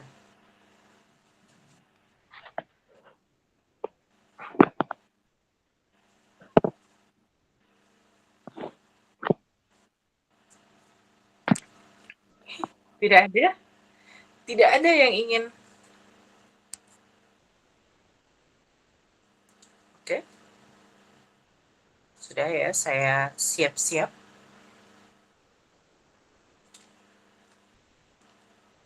Saya ambil 3, 2, 1. Bentar.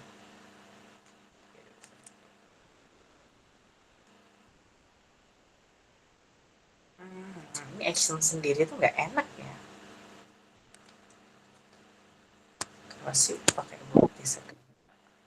Ya, aku gabung. Oke. Yuk, Syahada. Siap.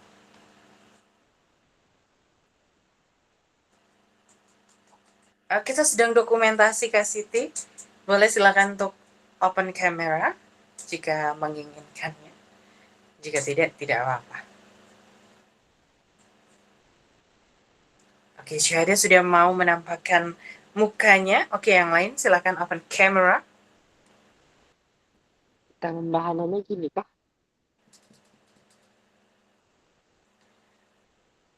Oke, tidak ada? Oke, kita ulangi dokumentasinya ya. Oke, siap ya. Kita action dulu wajahnya, senyum yang manis ya. Oke, Syahada, kita mulai.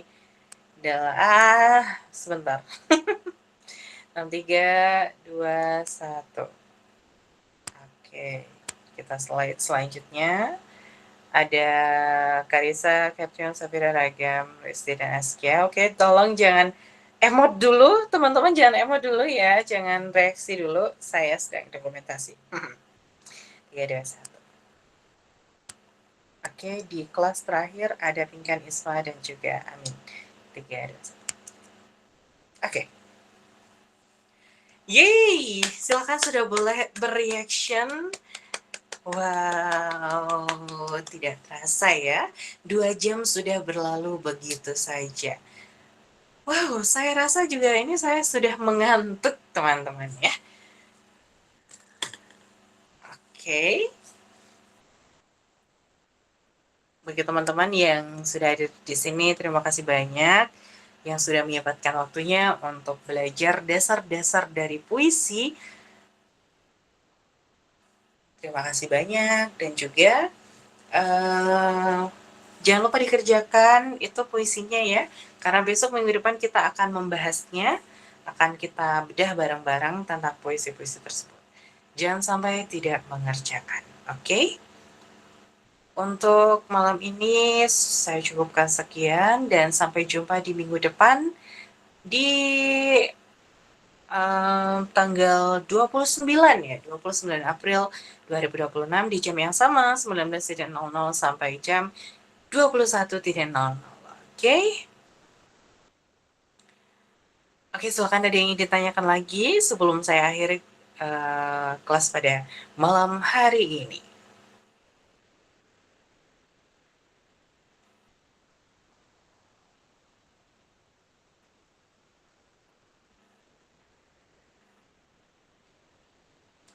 Oke, tidak ada? Oke, tidak ada? Silahkan tanya aja, jika masih ada kesempatan saya jawab. Oke, terima kasih kembali teman-teman. Saya tidak mengantuk, hanya saja memang pengen tidur. Izin bertanya, Kak. Bentar aja ini mah. Kedengeran nggak suaranya? Kedengeran. Silakan disampaikan. Oke.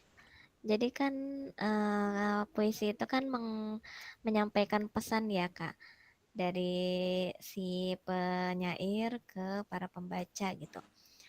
Nah, kan kalau dalam komunikasi itu sebuah simbol dalam hal ini kata gitu ya, itu kan dimaknai oleh masing-masing individu gitu, masing-masing pikiran orang gitu. Nah, kalau misalkan terjadi eh, salah makna itu gimana ya? Kan maksudnya puisi kan isinya tentang kayak maksudnya dengan bahasanya itu pakai majas-majas gitu ya. Dengan bahasa-bahasa yang bukan sebenarnya gitu. Nah, itu kan pasti nanti bisa aja eh, timbul makna yang ganda gitu. Nah, itu gimana, Kak? Mungkin ada kesempatan atau misalkan dalam berpuisi gitu ya, untuk menyampaikan suatu informasi, berkomunikasi gitu, tentunya kan ada yang namanya, perspektif ya.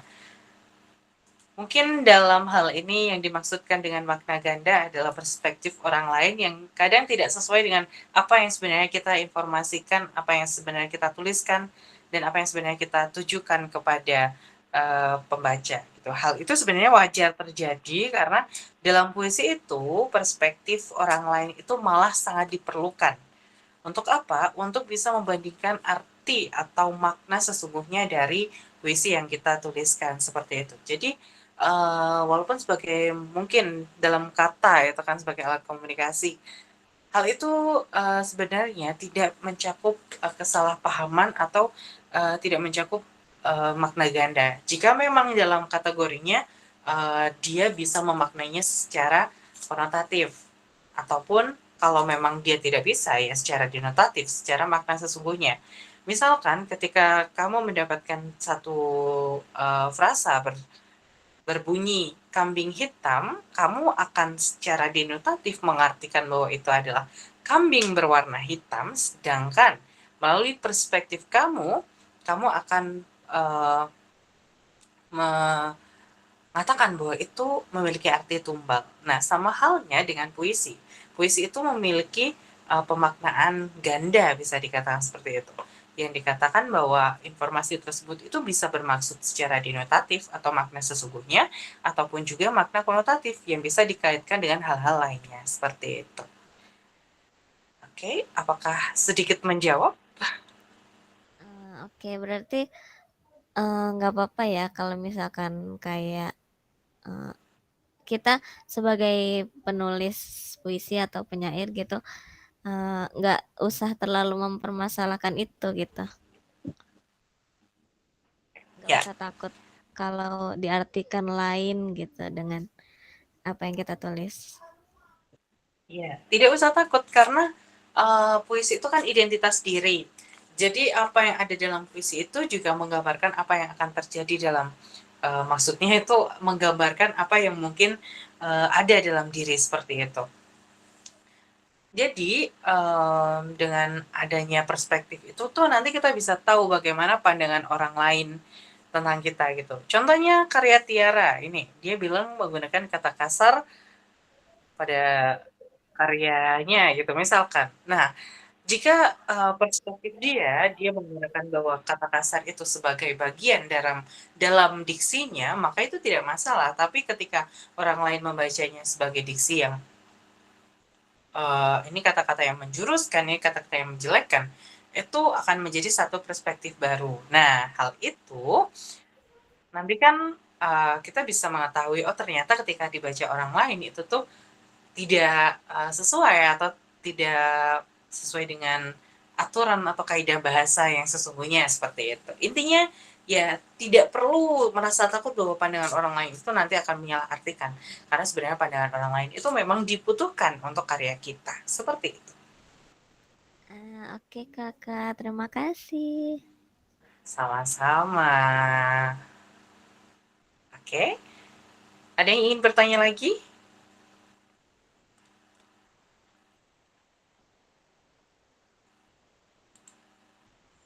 Aku nggak jadi ya. Boleh. Oke, bentar ya. Saya akhiri rekaman pada hari ini. Selamat malam dan sampai jumpa.